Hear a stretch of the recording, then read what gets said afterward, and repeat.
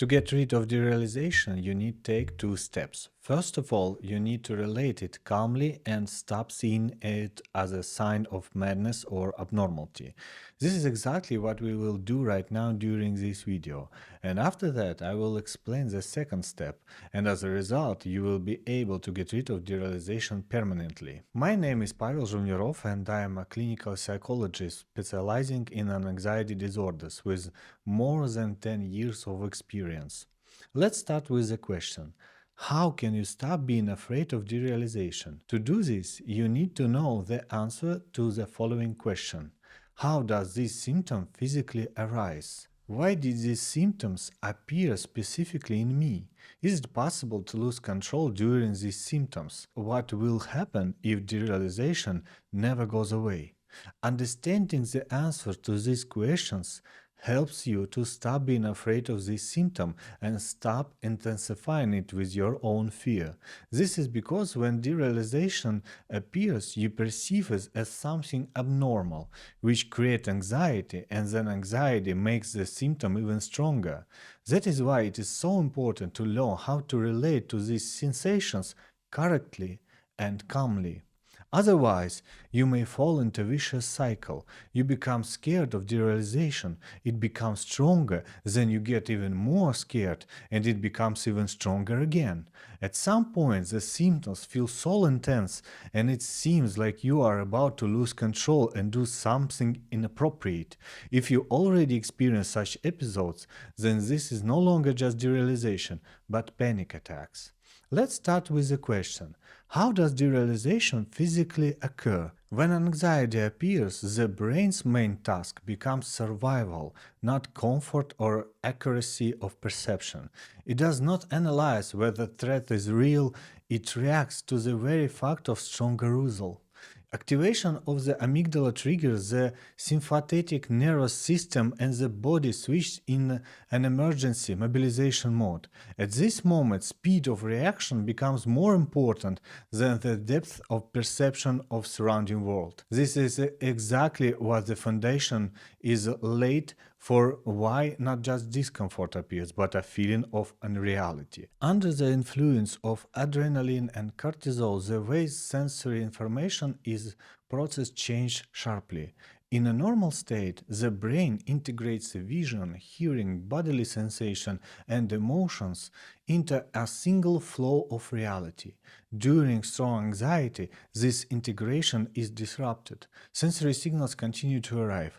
The eyes see and the ears hear, but the brain begins to process them in a more mechanical and fragmented way. This is not loss of perception, but a loss of emotional connection to it. The world stops feeling alive and meaningful because emotional centers temporarily reduce their activity to avoid overload. The key reason why derealization appears instead of just fear or panic is related to a protective distancing strategy. When arousal becomes too strong and prolonged, the brain chooses not to intensify the reactions, but to dampen it. It reduces the subjective importance of the external world, because this makes overload easier to tolerate. This is an ancient mechanism that allows a person to function under threat without breaking from intense sensations. As a result, reality is perceived as distant, flat, artificial, or dreamlike. Physiologically, this is connected to changes in how the prefrontal cortex and parietal areas function, as they are responsible for the sense of wholeness and presence. They begin to operate in a control mode rather than an experiential mode. Instead of being inside of experience, the brain observes it from the outside. This detached observational state reduces emotional pain, but its side effect is the feeling that the world is not real. This is not an illusion or a hallucination, because the connect of perception is not distorted, and the person understands that something feels wrong in the experience itself, not in the facts. Breathing and the level of carbon dioxide in the blood also play an additional role. During anxiety, breathing often becomes shallow and rapid, which change chemical balance and intensifies detachment, dizziness, and a strange quality of perception. The brain interprets these bodily signals as another sign of overload and further reduces the depth of sensory processing. This creates a vicious cycle. Anxiety increases psychological changes. Those changes intensify the feeling of unreality. The feeling of unreality becomes frightening. Anxiety rises again, and the brain reduces sensory depth even more. That is why it's so important to understand exactly how this symptom arises. This understanding removes secondary fear and stops you from intensifying derealization. Instead, it weakens it, and the brain becomes less overloaded. Ultimately, it is important to understand that derealization is the same symptom of heightened anxiety and nervous system arousal as a rapid heartbeat, muscle tension, dry mouth, or other anxiety symptoms. It is interesting that anxiety triggers several symptoms at once. And it is very important to understand why this particular symptom appeared in your case. In anxiety disorder, there heightened anxiety, there are only three main directions of fear: fear for health, fear for mental stability, and fear of other people's opinions. Their fears are called basic because deep down every person worries about these areas. Usually, one of these fears becomes more pronounced, and this determines which set of symptoms a person experiences during anxiety. With fear for health, heart palpitations, irregular heartbeats, high blood pressure, and dizziness are felt more strongly. With fear of other people's opinions, symptoms that are visible externally appear more often, such as trembling, sweating, and redness. With fear for one's mental state, derealization and depersonalization appear. If derealization is feeling that the world around you is unreal, depersonalization is a feeling that everything is happening not to you, but that you are observing yourself from outside. This symptom is also completely normal. Why does this happen? When you fear for your mental state, you start evaluating everything as normal or abnormal from a psychological perspective. If you experience 10 different symptoms, some of them may feel uncomfortable, but still seem normal to you, while others you may see as sign of mental problems. You automatically begin to focus on those symptoms and notice them more, and fear of the symptoms themselves makes them stronger. There is a simple example. A person is asked to open a cupboard where toys of different colors are placed on the shelves, and they are asked to find only the red toys. Then the cupboard is closed, and they are asked how many white toys were inside. The person who was focused on red toys could not notice how many white toys there actually were, and felt that there were very few, as if the cupboard mostly contained red toys. When the cupboard was opened again and they were asked to look specifically for white toys, it turned out that there were even more white toys than red ones. Therefore, the conclusion is this: through selective focus, fear for your mental state, and overall heightened anxiety, you yourself created a symptom such as derealization.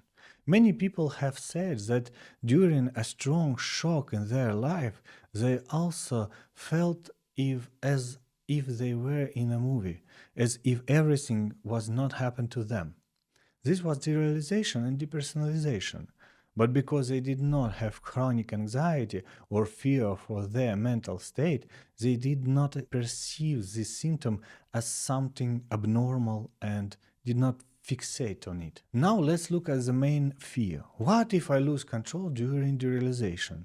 There are two important points here. First, derealization is a symptom of anxiety, which means it is an emotional problem, not a mental illness. Losing control means that you do not control your actions and do things you would not normally do.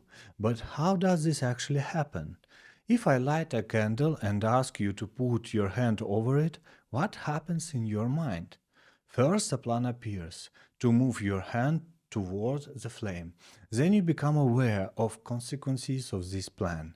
You will get burned and it will hurt. As a result, fear appears before you perform the action. This fear and awareness of consequences prevent you from putting your hand over the flame. The chain looks like this. First, a plan appears, then awareness of consequences, and then fear, which stops the plan from being carried out. A mentally ill and inadequate person may put their hand over the flame because they lack the ability to understand consequences and do not experience fear of them. Now, let's return to you. When you experience derealization, a plan appears in your mind. What if I lose control? Then you become aware of the consequences of that plan. I might do something irreversible. As a result, fear rises. The very fear of losing control means that you are aware of the consequences of losing control. And that means you are not capable to losing control. This is called critical thinking. In simple terms, your ability to understand the consequences of your actions. This means that even during derealization, your critical thinking remains intact. There is even a special perception card for this. Write it down and carry it with you and read it during anxiety until you memorize it. As long as I am afraid of losing control, I understand the consequences of my actions. That means I have critical thinking, I am mentally healthy, and I will not lose control. I understand that in your mind there are only two options. Either you will lose control during derealization or you will not. This is an example of black and white thinking. This is exactly what creates anxiety. Even a very small chance of losing control is enough to cause fear. That is why at the end of this video we will analyze this fear separately. When you understand that derealization symptoms are a natural reaction of the nervous system to chronic anxiety, when you understand that this symptom appeared as a result of fear for your mental state, and when you understand that you will not lose control, you begin to relate to the symptom more calmly. You stop focusing on it so intensely and stop reinforcing it with the fear. This is the first step in getting rid of derealization. The second step in getting rid of derealization is to prevent the symptom from appearing at all. To do this, you need to return to the beginning and answer the question: what is the main reason this symptom appeared in my life? Before derealization appeared, a process had been happening for years, a process of increasing anxiety. Anxiety is your emotional reaction to life events that you perceive as dangerous. The more situations you perceive this way, the higher your overall anxiety level becomes. Anxieties attach to each other, and the more of them there are, the higher the general level of anxiety becomes. At some point, it becomes so high that it starts manifesting through physical symptoms. The higher the anxiety, the stronger the activation of the autonomic nervous system. Therefore, the cause of your derealization is heightened anxiety, and more precisely, the number of life events you perceive as dangerous. It is important to understand the proportions. Right now, it may seem that only derealization worries you, but in reality, this is only about 10% of your total anxiety. It is simply the most noticeable right now. The main cause of derealization is your everyday external worries, the situations you face daily. They make up about 90% of your heightened anxiety. This can be situations where you are afraid of being late, worries that your thoughts are abnormal, worries that you forgot where you put your something, worry about how you will feel outside or in store, and so on. All these situations combined, which you perceive as dangerous from your heightened anxiety, and trigger symptoms. To get rid of derealization, it is logical to reduce anxiety. To do this, you need to change your perception of the events you currently see as dangerous. How do you change perception? Your anxiety consists of only 10% fears related to derealization itself and 90% fears related to other everyday situations. To reduce the number of anxiety-provoking events, you need to change how you perceive them. For simplicity, this is like when people once believed the Earth was flat and were afraid that if they traveled from home, they might fall into the endless abyss.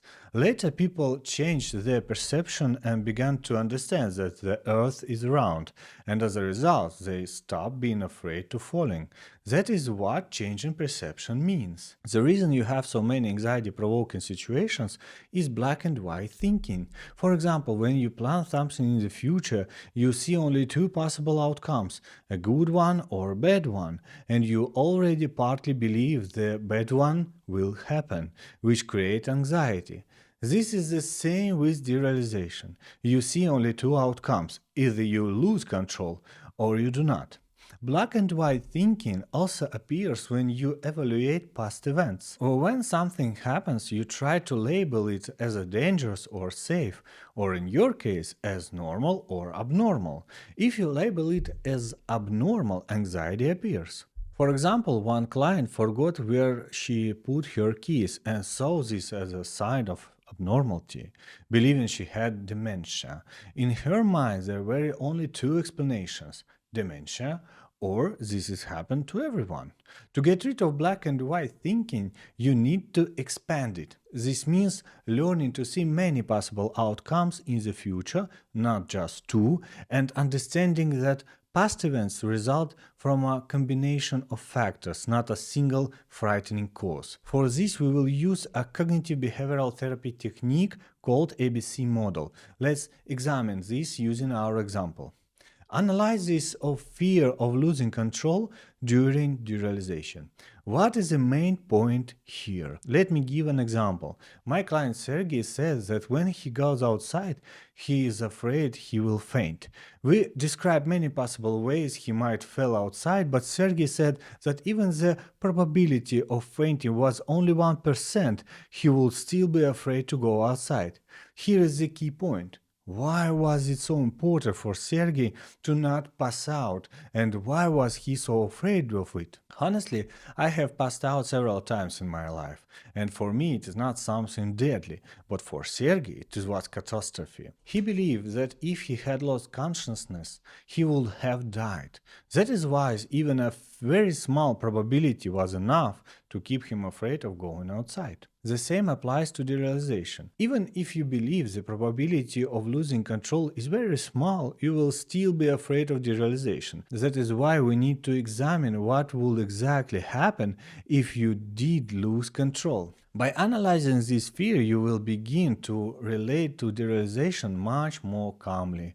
The first thing we need to do is to use the ABC model to correctly record this situation. Anxiety arises in a chain. First comes the event, what actually happened or your plan for the future. Then comes your perception of that event or a plan. If you perceive it as a dangerous, anxiety appears. ABC is simply a repetition of this chain. As A stands for the event, B for perception, and C for anxiety. So the situation where you are afraid that derealization will occur and you will lose control look like this. A. I thought about how I will behave if I lose control during derealization. B. What if I do something bad? C. Anxiety. In this case, anxiety arises because you see only two options. Either you do something bad or you do not. This is black and white thinking. To expand your perception, you need to find many possible behaviors if you lose control, from the worst to the best, and they must be realistic and easy to imagine. For example, if I say that weather outside is normal, can you imagine that? But if I say that it's sunny and snowing at the same time, your brain immediately creates images. Your options must be concrete. Since you are probably not familiar with this technique yet, and we are discussing a serious and very anxiety provoking situation, we will not start with the worst possible scenarios. Let's take a situation where you are alone in your apartment, you experience derealization, and you lose control. What actions might you take? For example, the first options could be that you start screaming and breaking furniture. This is the worst case scenario, the most inappropriate behavior. From there, we gradually move toward more adaptive options. The second option could be running around the apartment and screaming. This is already a more appropriate response. The third option might be lying on the floor and crying. The fourth option could be lying under the blanket and doing nothing. The fifth option could be sitting on the couch and staring at the one point. The sixth option could be impulsively buying random things online. The seventh option could be cleaning the entire apartment. The eighth option could be sending messages to everyone telling them how much I love them. The ninth option could be buying gifts for your loved ones for no reason. The 10th option could be sign up for a Red Cross mission in Africa. The point is that there are many possible behaviors in a situation of losing control, from negative to positive. When you see these possibilities, you naturally begin to relate to derealization more easily. The final step is working through other anxiety-provoking situations. Concerns about derealization itself makes up only about 10% of your anxiety. The remaining 90% consists of everyday worries. To get rid of derealization permanently, it is not enough to simply relate it peacefully. And as long as an anxiety remains high and the nervous system is overstimulated, derealization will continue to appear.